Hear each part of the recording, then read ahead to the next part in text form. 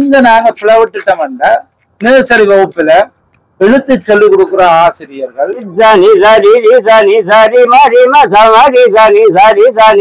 வைக்கப்பட்ட ஒரு nursery training எடுத்த பிள்ளையாலேயும் தான் அதை முன்னேற்றலாம். அதுக்கு பட்டதாரி போய் இன்னும் படிப்பிக்க மாட்டாங்க.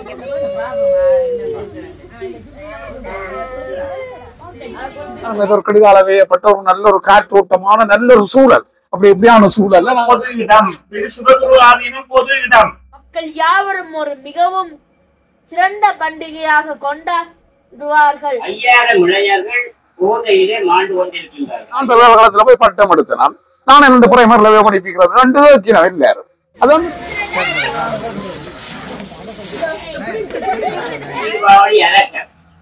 அசுரன் வந்திருக்கிறார், அதைத்தான் அடிக்கொண்டாங்க. அன்புள்ள உறவுகள் அனைவருக்கும் இனிய வணக்கம். நான் சார்ல்ஸ். தீபாவளி பண்டிகையை முன்னிட்டு நல்லூர் சிவகுரு ஆதீனத்தில் சிவகுரு சங்கமம் என்னும் நிகழ்வு ஆதீனத்தின் முதல்வர் தவத்திரு வேலன் சுவாமி அவர்களது தலைமையில் இடம்பெற்றது. இந்த நிகழ்வில் சிவகுரு ஆதீனத்தில் அன்பர்கள் ஒன்று கூடி ஆதீன முதல்வரிடம் அறிவுரை கேட்டு ஆசி பெற்று சிற்றுண்டிகளை பகிர்ந்து பரிமாறி உண்டு கலந்துரையாடி மகிழ்ந்த நிகழ்வு இடம்பெற்றது. வாருங்கள், மகிழ்ந்து கலந்துரையாடிய அந்த ஆனந்தமான நிகழ்வை கண்டு களிப்போம். இன்பமே சூழ்க, எல்லோரும் வாழ்க. நன்றி. வாழ்க வளமுடன்.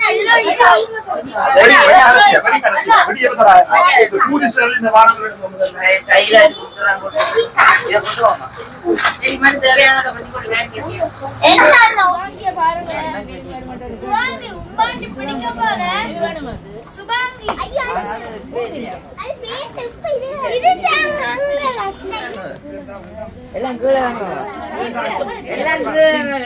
போட போறேன். எல்லாம் வடிக்கணும்.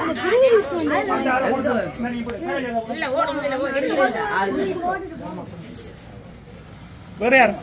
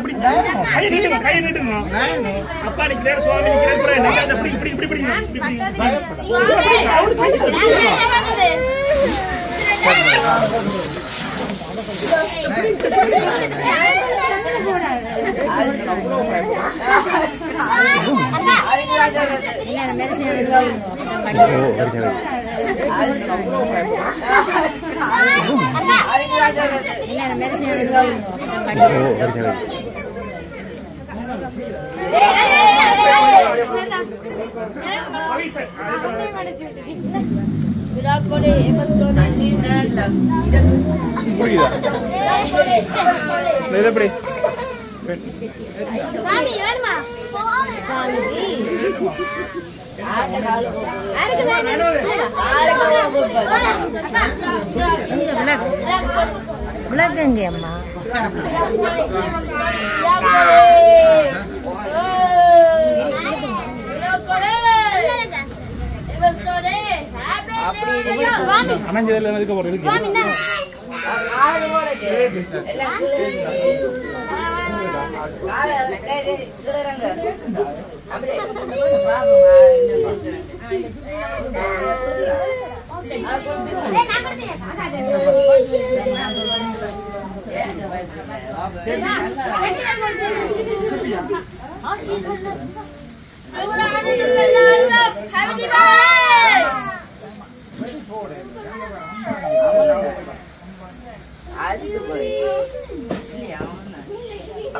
உயர்தர கருச்சையிலும் சாதாரண தர கருச்சையிலும் சுமார் 7 லட்சம் மாணவர்கள் தோற்றியிருக்கிறார்கள். அதிலே 37,000 மாணவர்கள் சகல பாடமும் செய்யும்.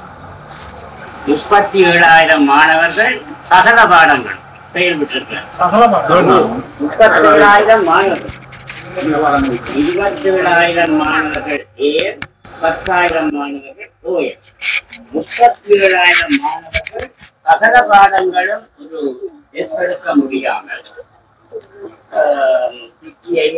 தவறு இருக்கிற என்று சொன்னால் நாங்கள் எங்கள்தான் அந்த குற்றச்சாட்டுகளும் இருக்கிறோம். ஆசிரியர்கள் அந்த ஒரு வகுப்பிலே கடைசி மாணவன் வரும் பொழுது நாங்கள் 99 புள்ளி எடுக்கிற மாணவனை நாங்கள் கவனிக்கிறதுல அர்த்தமில்லை. அவன் 25 மார்க்ஸ் எடுக்கிற மாணவனை நாங்கள் தூக்கி விடுவோம். அவன் எப்படியாவது 10 மார்க்ஸ் கூட எடுக்க பண்ணக்கூடிய ஒரு பகுதி அதிபருக்கோ ஆசிரியருக்கோ இல்லாவிட்டார் அந்த பாடசாலை யோசனை. 37,000 மாணவர் என்பது சும்மா லேசான விஷயம் இல்லை. 3 பேர் அல்ல. அதுக்கு அரசும் பொறுப்பு, பாடசாலைகள் பொறுப்பு, நாங்கள் பொறுப்பு, பல்கலைக்கழகம் எல்லாம் பொறுப்பு. இதிலே அந்த கீழ்நிலைப்பட்ட மாணவர்களை சமூகமும் கவனிப்பதில்லை, ஆசிரியர்களும் கவனிப்பதில்லை, பல்கலைக்கழகம் அதை தெரிவு செய்வதில்லை, பெரியோர்களும் அதை பற்றி சிந்திப்பதில்லை. நான் அதை பற்றி எழுதியிருந்தேன், கவர்மெண்ட்டும் எழுதியிருக்கிறேன். அந்த 37,000 மாணவர்களும் தவறி போறதுக்கு ஒரு சந்தர்ப்பம் இருக்கு. ஆன்மீகத்திலிருந்து விடுபட, அரசியல இருந்து விடுபட, அந்த 37,000 மாணவர்களுக்கு நாங்கள் என்ன தீனி போட போறோம் என்ற செய்தி நாங்கள் சிந்திக்க வேண்டும். நாங்கள் கோபுரம் கட்டி கொண்டிருக்கின்றோம், தங்கத்தில கட்டலாம் என்று யோசிக்கின்றோம், மாடி மேல கோடி பணம் எல்லாம் வைத்திருக்கின்றோம். ஆனால் எந்த ஒரு பெரிய நகரம் அந்த 37,000 மாணவனுக்காக மன்றாடின சரித்திரம் இதுவரை இல்லை. என்ன காரணம்? 9 மாகாணத்தில் எல்லாம் அது உண்மையத்தான். அப்ப 9 பிரிச்சு சராசரியை பார்ப்போம். 4,000 மாணவர்கள். ஆனால் நான் 180 ஸ்கூல்ல நான் சுமார் கணிப்படுத்தி பார்த்தேன். ஒவ்வொரு 180 ஸ்கூல்லையும் 122 மாணவர்கள் பேச, எழுத, வாசிக்க முடியாதவர்களா இருக்கிறார். அவர்களை நாங்கள் திரையே தள்ளி கொண்டு போகணும். அது யாருக்கு பிரச்சனையா வர போறது? சமூகத்துக்கு. இது ஒரு மாணவன் தீய வழியில் போகக்கூடும். 5,000 இளைஞர்கள் போதையிலே மாண்டு கொண்டிருக்கின்றார்கள். 5,000 இளைஞர் போதை, அது பற்றி இப்பதான் ஆரம்பித்திருக்கிறார்கள். அது முடிய 5 லட்சம் செல்லும். முடிய 5 லட்சம் செல்ல போறோம். 60 லட்சம் குடும்பங்கள் ஒரு நேர சாப்பாட்டுக்கு தவம் இருக்கிறோம். 60 லட்சம் குடும்பங்கள். அதே 60 லட்சம் குடும்பங்களுக்கு நலசல கூட வசதிகள் தட்டுப்பாடு. 7ல 3.5 லட்சம், OL 4 லட்சம், 5ஆம் ஆண்டு மாணவர்கள் 3.5 லட்சம். இவ்வளவு மாணவர்களை நாங்கள் முன்னுக்கு தள்ளி கொண்டு போயிருக்கிற ஒரு பல்கலைக்கழகத்திலிருந்து ஒரு வருடம் 44,000 மாணவர்கள் வெளியே வரார்கள். மிகுதி மாணவர்களுக்கு என்ன நடக்கிறது சிக்கல் இருக்கிறது. அவர்களுக்கு ஒரு 2 லட்சம் பேர் டெக்னிக்கல் லைன்ல போகிறார்கள். மற்றவர்களை பற்றி நாங்கள் கவனிப்பதில்லை. அவர்கள் தான் நாட்டுக்கு சுமையா இருக்கிறார்கள், ஆன்மீகத்துக்கு சுமையா இருக்கிறார்கள். தீர்வாவளி அரக்க அசுரன் வந்திருக்கிறார். அதைத்தான் அடிக்கொண்டாங்க. புத்தாடைகள் இணைவதற்கு அப்பால இந்த வாசல்ல வந்திருக்கின்ற அரக்கன்மார்களை நாங்கள் துவம்சம் செய்ய வேண்டிய கட்டாயம் இருக்கிறது. ஒரு அரக்கனை துவம்சம் செய்கிறது தர்மம் என்று நான் நிற்கின்றேன். அதுக்கு நாங்கள் தர்மம் பார்க்க வேண்டும். வீட்டில் ஒரு அரக்கன் வருவதா இருந்தால் அது நாங்கள் கொலை கூட செய்யலாம். ஏனென்றால் அவன் எங்களை கொலை செய்யத்தான் வருகின்றார். அன்னையில பூனகரி சம்பவம் 10 பவுன் நகையோட அந்த பிள்ளை போயிருக்கு. நகையும் இல்லை, ஆளும் இல்லை, உயிரும் இல்லை. அந்த நேர போதை பாதிப்பதற்கு தேவையான பணத்திற்காக அந்த 10 பவுன் போயிருக்கு. 2 பிள்ளைகளின் அம்மா காரண ஈழத்தில் சிதம்பரம் இருக்கின்ற பாரநகர், புனிதமான நகரிலே அந்த பிள்ளை போயிருக்கிறது. வித்யா போயிருக்கிறது, செம்படியில போயிருக்கிறது, வருஷா திருவோணமலையில போயிருக்கிறது. ஒவ்வொரு நாளும் சின்ன பிள்ளைகள், பொம்பளை பிள்ளைகள், ஆம்பளை பிள்ளைகள் உட்பட அநியாயம் நடந்து கொண்டிருக்கிறது. இதுக்கு நாங்கள் சிந்திக்க வேண்டும். தீபாவளியை வைத்துக் கொண்டு யோசிப்பது என்றால் நாங்கள் எங்களை வெல்வதற்கு வாசிப்பு முக்கியம். பேப்பர் வாசிப்போம், ஒவ்வொரு நாளும் பேப்பர் வாசிக்கணும். வாசித்தால் தான் 1 வயது 2 வயது 3 வயது 5 வயது பிள்ளைகளுக்கு என்ன நடக்கிறது தெரியும். அந்த வீட்டிலே சொல்றேன், பிள்ளைகளை சுதந்திரமா விடுங்கோ, அதுதான் பரீட்சையை வெற்றி பெற போகுது, திணிப்பது அல்ல என்ற விஷயத்தை கூறி இந்த சமூக சிந்தனைகளை நாங்கள் எழுதியோ பேசியோ அந்த மனத்தால் நெத்தால் கூட அந்த காற்று கொண்டே சேர்க்கின்றார். இயற்கை இதெல்லாம் சும்மா நினைக்காதீங்க. இந்த காற்றாடி விளக்கம், இந்த தூண், இந்த நீங்க அன்றைய சொன்ன இந்த கட்டிடம் கூட அந்த துன்பப்படுகிற காதில கொண்டே திணிக்கும், நரகாசுரங்களை கொண்டே அழிக்கும். அது சிந்தித்தால் போதும் பாருங்க. எனவே சிந்திப்பது, அதை நினைப்பது, வாசிப்பது, எழுதுவது, பேசுவது, கலந்துரையாடுவது முக்கியமானது என்பதை கூறிக்கொண்டு இந்த தம்பி வித்யாபுரன் பாபர் பண்ணாரு. நாங்கள் அடுத்த விஷயத்தை தீபாவளி பெரும் தினம் ஐப்பசி மாதத்தில் வருகிறது. இந்த தீபாவளி பண்டிகை விஷ்ணு பகவானுக்குரிய பண்டிகையாகும். விஷ்ணு பகவான் மொத்தமாக 18 அவதாரங்கள் எடுத்தார். அந்த 18 அவதாரங்களில் 2 அவதாரங்கள் தான் ராமர் மற்றும் கிருஷ்ணன். முக்கியமாக இந்த தீபாவளி கிருஷ்ணனுக்காக தான் கொண்டாடப்படுகிறது. பகவத்கீதையில் கூறப்பட்டுள்ளது, கிருஷ்ண பரமாத்மா நரகாசுரனை வீழ்த்தினான். கிருஷ்ண பரமாத்மா வட இந்தியாவில் வாழ்ந்து வந்தார். அந்நேரத்தில் அவருக்கு வயது 24. நரகாசூரன் மக்களை கொடுமை பண்ணினான். அவன்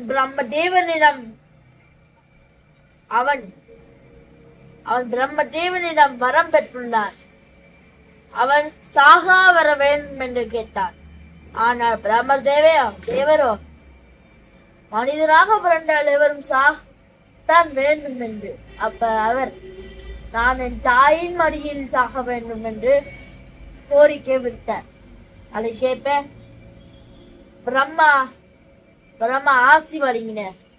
அதனால் என்னை நமது தாய் நம்மை எப்படி அளிப்பார் என்ற ஆணவத்தில் முழு உலகையும் கட்டுப்படுத்தினார். அந்நேரத்தில் தான் கிருஷ்ண பரமாத்மா போருக்கு வந்தார். பல படைகளை கொண்டு வந்தார். அதில் அவரின் தேரோட்டி அவர் வில்லை ஏறினார்.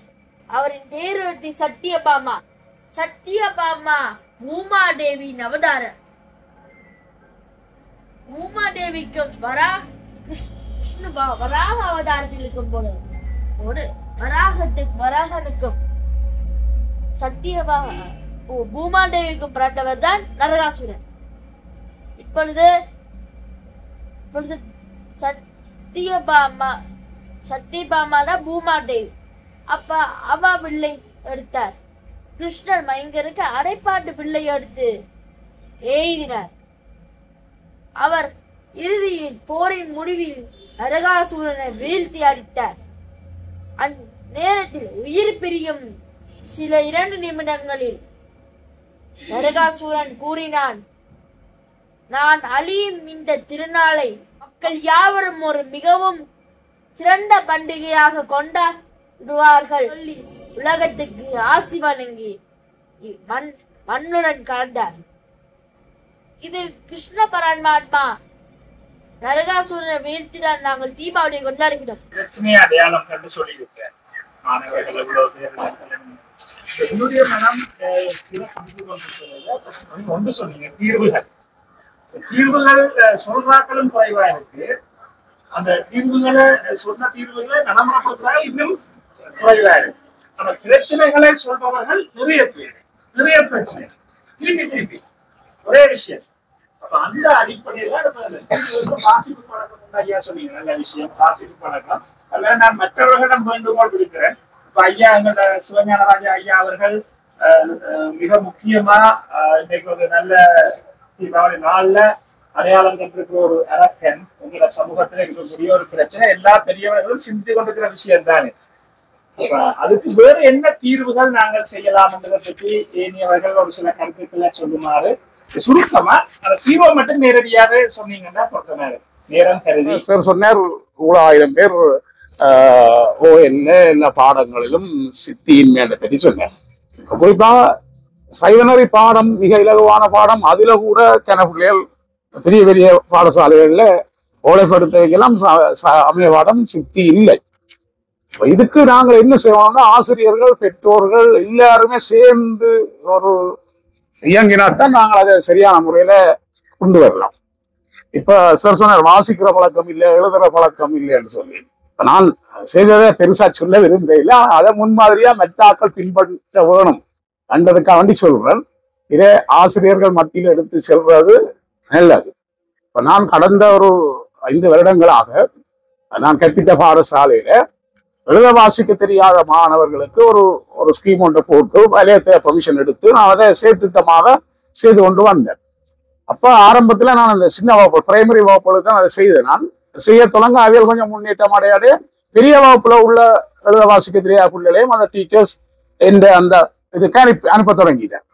குறிப்பா ஓயல் வகுப்புலயே எழுத வாசிக்க கஷ்டப்படுற பிள்ளைகள் இருந்திருக்கிறாங்க, அவையிலையும் அனுப்பினார்கள். ஆனா ஆரம்பத்துல மணல்ல அவர்களுக்கு எழுத்துக்களை வடிவாக எழுத பழக்கி, பிறகு ரெட்டர்கள் கொப்பி வாங்கி எழுத பழக்கி, அப்புறம் வாசிக்கிறதுக்கு அவனுக்கு என்ன விருப்பமோ அதை தேடி எடுத்து வந்து வாசிக்க கொடுக்குறாரு.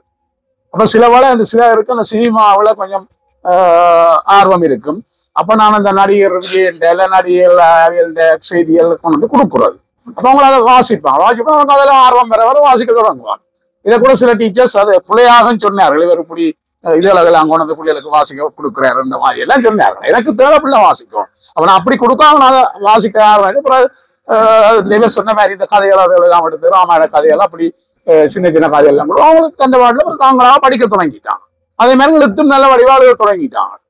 அப்ப இப்படியான திட்டத்தை தொடர்ந்து அநேகமான எல்லா ஸ்கூல்லையும் அந்த டீச்சர்ஸ் கட்டாயம் அதை முன்னெடுக்கணும்.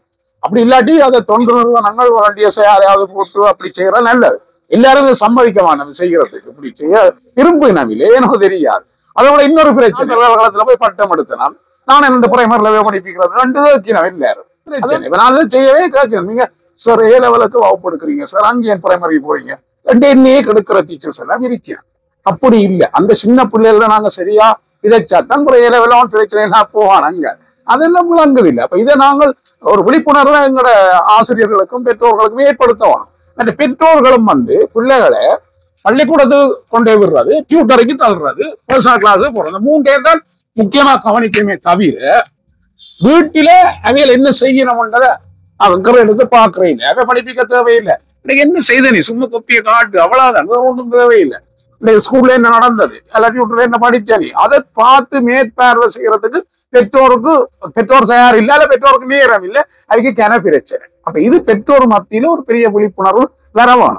அதே மாதிரி ஆசிரியர்கள் மத்தியிலும் ஒரு பெரிய விழிப்புணர்வு வரணும். நான் சம்பட்டத்துக்காக வேண்டி சொல்லல, நான் இப்படி சில விஷயங்கள் நான் வாழ்க்கையில ஓய்வு பெற்றவங்க நல்லா இருக்கிறேன், கடவுள் என்ன எல்லாம் வச்சிருக்கிறேன். இன்றைக்கு கூட ஒரு சிந்தனை பத்திரிகையில பார்த்தோம், சிந்தனை வந்தது.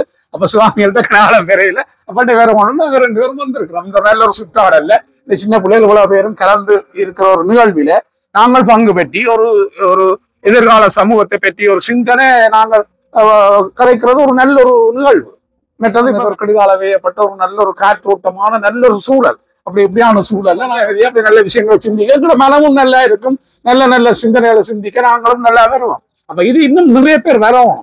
எனக்கு சுவாமிகளோட செயற்பாடு நான் அவதானிக்கிறேன். நீண்ட காலமாகவே சுவாமிகள் எங்க சின்ன வந்த காலத்துல இருந்தே அவரோட தொடர்பு கொண்டு இதுல அவதானிச்சு கொண்டு வாரன். உண்மையிலே இப்போ நல்லூர்ல அந்த நடக்கிற அந்த பஜனை நிகழ்வுகள் அவர் முன்னெடுக்கிற சகல ஆன்மீக நிகழ்வுகளும் எனக்கு பூர்ண திருப்தியா இருக்கு. அப்ப அதனாலதான் நாங்கள் இப்படி பங்கு பெற்றோம். அப்படி நீங்களும் எல்லாரும் சொல்லி நிறைய பேரை சேர்த்து ஒரு பெரிய ஒரு அணியாக சேர்ந்து பெரிய ஒரு அளவில இயக்கமா அமைஞ்சாத்தான் நாங்களும் சமூகத்துல மாற்றி அமைக்கலாம். நாங்களும் கொஞ்சம் பேர் இதை பற்றி சிந்திச்சு அல்ல கதைச்சு ஒன்றுமே செய்யலாம். அப்ப நிறைய ஆசிரியர்களை நிறைய பெற்றோர்களை எல்லாரையும் கூப்பிட்டு வச்சு கதைச்சு கலந்துரையாடி பெரிய அளவில் இது கொண்டு வருகின்ற நாங்கள் சின்ன அளவில் செய்கிறோம். இது காலப்போக்குல பெரிய அளவில் வந்ததுண்டா நிச்சயமாக ஒரு சமூக மாற்றத்தை ஏற்படுத்த முடியும் என்ற ஒரு கருத்தை நான் சொல்லி நிறைவு செய்வேன். நன்றி, வணக்கம். சரி, ஆரம்ப கல்விதான் முக்கியமானது. இப்ப இதுக்கான சரியான அடித்தளம் எங்களோட சமுதாயத்துல அதுக்கு முக்கியத்துவம் வழங்கப்படுது. அது ஆறு கிராஜுவேட் பண்ணி இருக்கிறோம், ஆறு தமிழ் ஸ்பெஷல் செய்திருக்கணுமோ அவையெல்லாம் இந்த நர்சரி வகுப்பு போடுவோம். ஆனா அந்த நர்சரி வகுப்புல தான் அந்த எழுத்துகள் எல்லாம் பிள்ளைகள் பழகி இருக்கும். இப்ப நீங்க வளர்ந்த பிறகு அதை நாங்கள் கற்பிக்கிறது இவ்வளவு கஷ்டம் சாருக்கு தெரிஞ்சிருக்கும். அவன் ஓயில போய் அவன் சொல்லி கொடுக்க அவன் கற்கிறதுக்கும் கஷ்டமா இருக்கும், கற்பிக்கிறதுக்கும் கஷ்டமா. அதை நாங்க பிளவிட்டுட்டோம்னா நர்சரி வகுப்புல எழுத்து சொல்லிக் கொடுக்குற ஆசிரியர்கள், பாலர் பாடசாலை ஆசிரியர்கள் எல்லாம் அவர்கள் மிகுந்த திறமை உடையவர்களாக அவர்கள் தான் பட்டதாரிகளாக இருக்கும். முக்கியமாக எந்த மொழி மூலத்திலேயோ அந்த மொழி மூலத்தில உயர்ந்த பட்டம் பெற்றவர் தான் ஒரு நர்சரிக்கு படிப்பிக்கணும். மற்றது இதுக்கும் தரம் ஒன்றுக்கும் படிப்பிக்கும். ஆனா இந்த கல்வி திட்ட முறைய நாங்கள் இங்க விட்டதால இப்ப மிக நீண்ட காலமாக என்ன ஓஎல் அல்லது ஏஎல் படிச்சுட்டு வேலை இல்லாம இருக்கிறார்கள்லாம் ஏதோ ஒரு நர்சரிகள் பல ஊர் பகுதிகள் எல்லாம் அப்படியான நர்சரி சில ஓஎல் ஃபெயில் விட்ட புள்ள கூட நர்சரி படிப்பிக்கக்கூடிய நிலைமையில இருக்கு. அப்ப அந்த பிள்ளைகள் எதிர்காலத்துல ஒரு எல்லா பாடங்களும் ஃபெயில் விடக்கூடிய நிலையத்தான் கொண்டாடும். அப்ப எங்க அடித்தளத்தை நாங்கள் உருவாக்கணும்னா ஆரம்ப பாடசாலை நர்சரிய பலப்படுத்துவோம். பாலர் பாடசாலை தரம் 1 தரம் 2 இதுகளை நல்லா பலப்படுத்துற பொழுதுதான் எங்கண்ட கல்வி திட்டத்துல நல்ல முன்னேற்றமும் மாற்றமும் ஏற்படும். அவை உதவி திட்டங்கள் எல்லாம் இப்ப அறநெறி பாடசாலை இதுகள் எல்லாம் இந்த சமய இதுகளுக்கு செய்யற உதவி எல்லாம் நர்சரியில படிப்பிக்கிற ஆசிரியர்களுக்கும் நர்சரியில இந்த எழுத்து இதுகளை முன்னேற்றத்துக்கான அவர்களுக்கான பயிற்சி திட்டங்களும் முன்னெடுக்க வேண்டும் என்றதான் என்னுடைய தாழ்மையான கருத்தாக கூறி விடப்படுறோம். நன்றி. நர்சரி பிள்ளைகளுக்கு படிப்பிக்க பட்டதாரி தான் வாங்கணும் தேவையாண்டி இல்ல. வைக்கப்பட்ட ஒரு நர்சரி ட்ரைனிங் எடுத்த பிள்ளையாலேயும் தான் அதை முன்னேற்றலாம். அதுக்கு பட்டதாரி போய் இன்னும் படிப்பிக்க மாட்டாருங்க. பட்டதாரி தான் ஆரம்ப தமிழ் அந்த துறையில தமிழ்ல அதாவது தமிழ்ல எழுத்துப்பிழை இல்லாம எழுதக்கூடியாக்கள்லாம் அத தமிழ்ல ஓரளவு பாண்டித்யம் உள்ளாக்க அவைகளுக்கும் இந்த ஸ்பெஷல் ட்ரைனிங் கொடுத்துத்தான் அவைகளை உள்வாங்க நேரம் உள்வாங்க இல்ல. அந்த வைக்கப்பட்ட அரசாங்கத்தின் திட்டத்தின்படி நர்சரியிலே எழுத பழக்க கூடாது என்ற ஒரு சட்டம் இருக்குது. அவைக்கு எழுத்துக்களை இனங்காண பண்ணணும், பாடசாலையிலாம் எழுத்துல எழுத வைக்கணும். அதனாலதான் இப்ப நர்சரி ஸ்கூல்ல எல்லாம் விளையாட்டு அதெல்லாம் கூட செய்யணும். அதான் இந்த அரசாங்கத்தின் திட்டம்.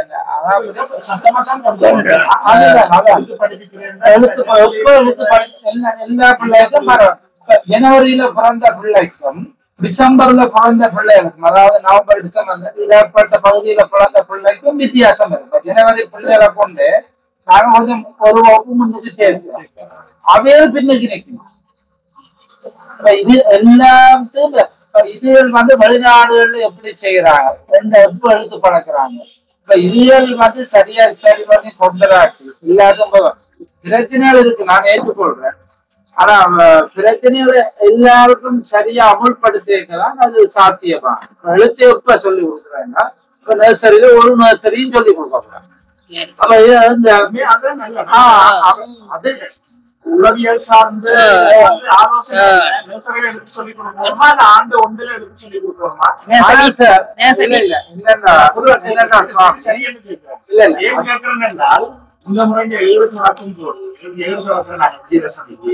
ஒவ்வொரு பிள்ளைகள் நர்சரி சில பேர் 2+, 3+, 4+ ஒவ்வொரு கேட்டகரி எழுதிடும். அப்ப எனக்குள்ள நான் யோசிச்சு கொண்டது பிரைமரி செக்ஷன் இருக்கிற இந்த மாகாண கல்வி பணிப்பாளரோட சந்திச்சு அந்த டெக்னிக்கலா உண்மையா என்ன நடக்கிறது ஒரு பக்கம் உண்மையில எழுத்து தொடங்குறது நர்சரி ஃபர்ஸ்ட் இயர் அல்ல நர்சரி செகண்ட் இயர். நர்சரியில 2% 3+, 4+, 5% வருது, 6% ஆண்டு ஒன்றுக்கு வரையில. அப்ப எழுத்து எப்ப உண்மையில தொடங்க வேணும் என்ற அந்த ஒரு விஷயத்தை எடுத்தவன் இந்த சூழலுக்கு இந்த பின்னணியில இங்க இருக்கக்கூடிய கல்வி அறிவு வீதத்துல எந்த வயதுல தொடங்கணும் என்று எடுத்தால் அதை ஒரு கருத்து உருவாக்கமா நாங்க மேற்கொள்ளலாம்.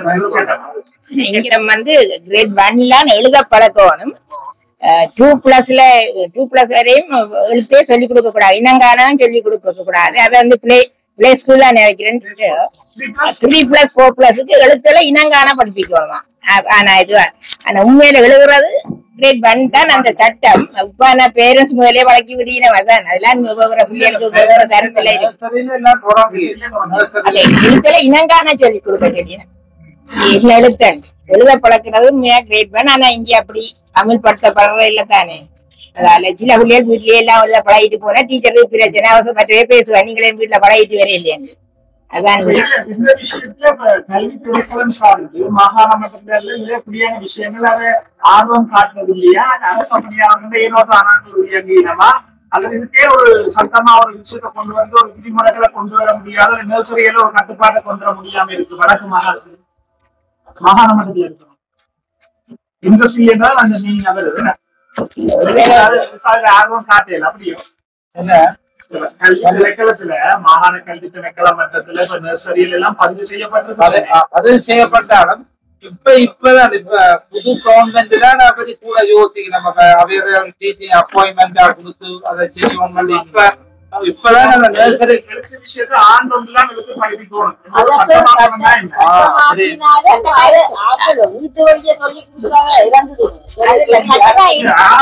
வீட்டுல செய்வதற்காக நிப்பாங்க. இப்ப நாங்க பொதுவா என்ன சொல்றோம் என்றால் டியூஷன்ஸ் வந்து பார்க்கும்போது 10 பிள்ளைகளுக்கு மேல படிச்சால் பதிவு செய்யணும் என்று சட்டம் இருக்கு. 10 செய்தார் குரூப் கிளாஸோ பர்சனல் கிளாஸோ என்ன கிளாஸோ 10 மாணவர்களுக்கு மேல படிச்சால் பதிவு செய்யப்பட வேண்டும் என்று சட்டம் இருக்கு. அப்ப இப்ப என்னென்றால் அந்த 10 மாணவர்களுக்கு மேல நடக்கிற வகுப்புகள் இருக்குதானே, அதுல நம்ம சட்டத்தை நடைமுறைப்படுத்த வீட்டுக்குள்ள வச்சு என்ன செய்யப்படும் கட்டுப்பாடு. இப்ப நாங்கள் என்ன செய்யறோம்டா அங்க வீட்டுக்குள்ள இருக்கணும் செய்யலாம்னு சொல்லி அந்த ஐடியாவே அப்படி அமர்த்தி போடுறோம். அந்த ஐடியாவே அப்படி இல்லாம செய்யறோம்.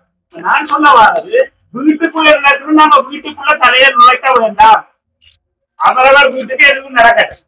வீட்டுக்கு வெளியில ஒரு நர்சரி ஸ்கூல் எடுத்தோம் என்றால் ஒரு டியூஷன் கிளாஸ் 10 பிள்ளைகளுக்கு மேல படிக்கிறோம் என்றால் பொது இடம், சிவகுரு ஆதீனம் பொது இடம். உங்க எல்லாருக்கும் உரிமை இருக்கு. ஆயுதத்தை பற்றி வந்து கேட்கறது இப்ப நிறைய கூட்டி வச்சுருந்தா சொல்ற உரிமை உங்க எல்லாருக்கும் இருக்கு. பொது இடம் இட்ஸ் பப்ளிக் பிளேஸ். அந்த இடத்துல நர்சரி பள்ளிக்கூடம் நர்சரி ஸ்கூல் அங்க எடுத்து படிக்க கூடாது என்ற சட்டத்தை கொண்டு வந்தாரு இல்ல, அந்த சட்டம் கொண்டு வந்தா நடைமுறைப்படுத்தப்படாதுன்னு அப்படி யோசிக்கிறீங்களா? அதை நான் கேட்கலாம். நடைமுறைப்படுத்துறது கஷ்டமே இருக்கு. ஏனென்றால் முன்பள்ளிக்கு ஒரு கல்விப்பணிப்பாளர் இருக்கு. ஆனா எல்லா முன்பள்ளியோட இந்த அரசாங்க பாடசாலை மேற்பட்ட உள்ள பாடசாலைகளை ஒருங்கிணைக்கிற மாதிரி எல்லா முன்பள்ளிகளையும் ஒருங்கிணைச்சு ஒரே சட்டத்திற்குள்ளே நடைமுறைப்படுத்துவது கடினம். ஏனென்றால் ஒவ்வொரு முன்பள்ளியும் தாங்கள் ஒவ்வொரு விதமாக செய்து கொண்டு போறார்கள். அதே சங்கட நிர்வாகத்துக்குள்ள அப்படி எப்படி செய்து நான் முன்பள்ளியில போயிருக்கிறேன், ஒரு சேவலுக்காக போயிருக்கிறேன். அங்க பார்த்தால் அவை தங்கட நிர்வாகம் மற்ற முன்பள்ளியில் நடக்கிற மாதிரி இங்க இல்லை, இங்க வேற மாதிரி அப்படியே போயிடும். அப்ப சின்ன பிள்ளைகளுக்கும் எழுத்தல் பழக்கிற முன்பள்ளிகளும் இருக்குது. சிலர் இதுல அப்ப ஒவ்வொரு திட்டங்களை பார்த்து செய்கிறார்கள். ஒரு பொது திட்டத்துக்குள்ள எல்லா முன்பள்ளிகளையும் ஒருங்கிணைச்சு செய்யக்கூடியதா வந்தால்தான் நடைமுறைப்படுத்தலாம். அந்த இடத்துல பார்க்க சமுதாய ரீதியில அப்படி ஒரு பிரச்சனை வருது. அந்த இடத்துல நாங்கள் யோசிக்கிறது என்னென்றால் இன்னைக்கு இந்த தீபாவளி சிவகுரு சங்கமத்துல பதிவு செய்யற விஷயம் இது திட்டம் அளவுலாம் இருக்குது, எதிர்காலத்துல செயல்படுத்தப்பட வேணும். அதுக்கு என்ன சவால் என்று நீங்க என்னோட வந்து கேட்ட நான் உங்களோட தனிப்பட்ட ரீதியில கலைக்க தயாரா இருக்கிறேன் ஆர்வம் உள்ளவர்களோட. ஆனால் இப்ப எதிர்காலத்துல நாங்க யோசிக்கிறோம்னா இப்ப சிவகுரு ஆதீனத்தால ஒரு நர்சரி ஸ்கூல் தொடங்குறாரு. அந்த நர்சரி ஸ்கூல்ல எது சர்வதேச நியமங்களுக்கு ஏற்ற விதத்துல எங்கட சமய பண்பாடு கலாச்சார விதிகள் என்ன விஷயத்தை சொல்லுதோ அந்த நிலையில அந்த முடிவு எடுக்கிறார். அந்த முடிவு எடுத்துட்டோம் என்றால் அந்த நர்சரி ஸ்கூல்ல நாங்க அதை நடைமுறைப்படுத்துறோம். நர்சரி ஸ்கூல்ல எடுத்து படிப்பிப்பது இல்லை. அப்ப ஒரு அடுத்த கேள்வி வரும், எல்லாருமே படிப்பிக்கணும், நீங்க இருக்கிற பிள்ளைகள் படிப்பிக்கலாம். அதுக்கு அடுத்த கட்டம் என்ன வர போகுது? ஆண்டு 1 ஆண்டு 5 வரையான பள்ளிக்கூடத்தை சிவகுரு ஆதீனம் தொடங்குறாரு. அப்ப அடுத்த கட்டம் வர போகுது ஆண்டு 6 ஆண்டு 11 ஏலவல் யூனிவர்சிட்டி. இந்தியா அப்படித்தான் நடக்குது. ஆன்மீக ஆச்சிரமங்கள் இந்தியாவில எடுத்தீங்கன்னா ஒவ்வொரு ஆன்மீக ஆசிரமங்களும் நிறைய ஸ்கூல்ஸ் ரன் பண்ணினோம், நிறைய யூனிவர்சிட்டி ரன் பண்ணினோம். இப்ப நான் முதல்ல இருந்த சின்னியா மிஷன் எடுத்து போனீங்களும் சின்னிய வித்தியாலயங்கள், யூனிவர்சிட்டி, இன்டர்நேஷனல் ரெசிடென்சியல் ஸ்கூல் எல்லாம் இருக்கு. ஏனென்றால் அதையும் வந்த இடம் எங்கே என்றால் இந்தியாவில் இருக்கிற சத்யசாயி நிறுவனங்களா இருக்கலாம், அமிர்தானந்தமய மாதா அமிர்தானந்தமய ஆர்கனைசேஷன்ஸா இருக்கலாம். எடுத்து பாருங்க, பாத்தீங்க. அதை வந்த முடிவு என்னன்னா அரச மட்டத்தில் நடக்கிற விஷயத்துக்கு நாங்க ஒரு இன்ஃபுளுன்ஸும் செய்ய இயலாது. ஆனா இதை செய்ய வலிக்கிட இந்திய ஒரு நல்ல ஒரு இது உருவாக இருக்க அதை பார்த்து அரச மட்டத்தில் இருக்கிற பாடசாலைகள் பல்கலைக்கழகம் மாறின செய்து காட்டினோம். அவள் எங்கட கொண்டோட 100% இருக்குமா இருந்தா நாங்க அதை செய்யக்கூடிய ஒரு சாத்தியக்கூறு இது. எதிர்காலத்துல எனக்கு அப்படி ஒரு திட்டம் இருக்குது.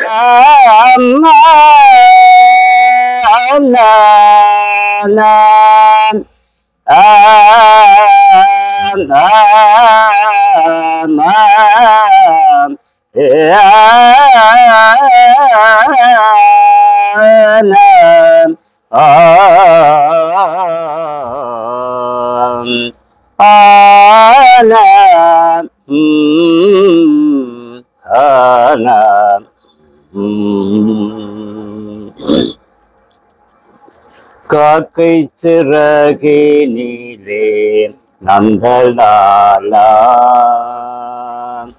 காக்கை சிறகினிலே நந்தலாலா, நிந்தன் கரிய நிறம் தோன்றுதையே நந்தலாலா, காக்கை சிறகினிலே நந்தலாலா, நிந்தன் கரிய நிறம் தோன்றுதையே நந்தலாலா, பார்க்கும் மரங்கள் எல்லாம் நந்தலாலா,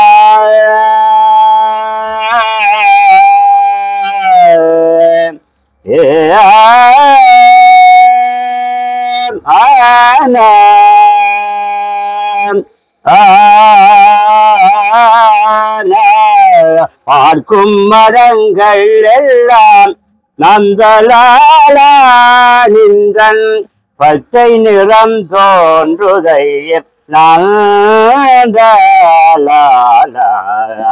பார்க்கும் மரங்கள் எல்லாம் நந்தலாலா, நிந்தன் பச்சை நிறம் தோன்றுதையே நந்தலாலா, சனி சரி சனி சரி மரிம சமரி சனி சரி சனி பமரி சரிம கேட்கும் மொழிகள் எல்லாம் கேட்கும் மொழிகள் எல்லாம் நந்தலாலா, நிந்தன் கீதம் இசை குதையன் நந்தலாலா,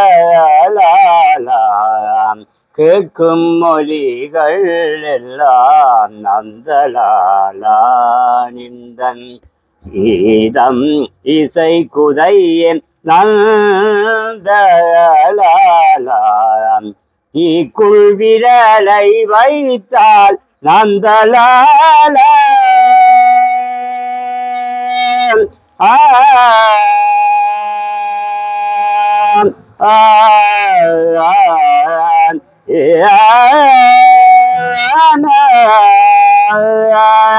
தீக்குள் விரலை வைத்தால் நந்தலாலா, நின்னை வேண்டும் இன்பம் தோன்றுதையே நந்தலாலா, தீக்குள் விரலை வைத்தால் நந்தலாலா, நின்னை வேண்டும் இன்பம் தோன்றுதையே நந்தலாலா,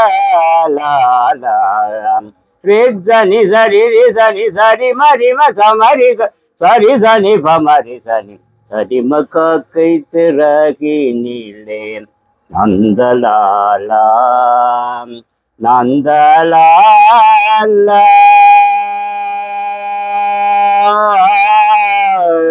நந்தலாலா,